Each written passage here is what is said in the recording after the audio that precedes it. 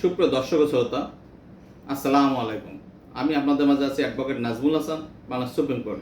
আমি একটি সমাজের খুবই গুরুত্বপূর্ণ মামলা নিয়ে আলোচনা করব এবং অন্যকে জানার জন্য ভিডিওটি শেয়ার করুন।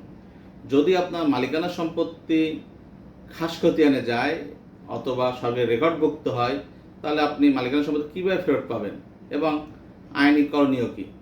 আপনাকে সর্বপ্রথম দেখতে হবে যে কোন রেকর্ডে আপনার মালিকানা সম্পত্তি খাস খতিয়ানে গেছে। যদি আপনার সর্বশেষ আপডেট খতিয়ান, বিএস রেকর্ড অথবা সিটি জরিপ যদি খাস খতিয়ানে যায়, তাহলে প্রমাণ সত্ত্বে আপনি আপনার আপডেট দলিল,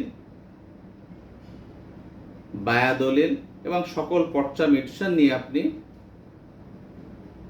এসিল্যান্ডে রেকর্ড সংশোধনের আবেদন করবেন এবং এসিল্যান্ড এটা সার্ভেতে তদন্ত করে রিপোর্ট দেওয়ার পর শুনানি হলে আপনাকে মালিকানাধীন সম্পত্তি আবার নতুন করে প্রিন্ট করতে হবে।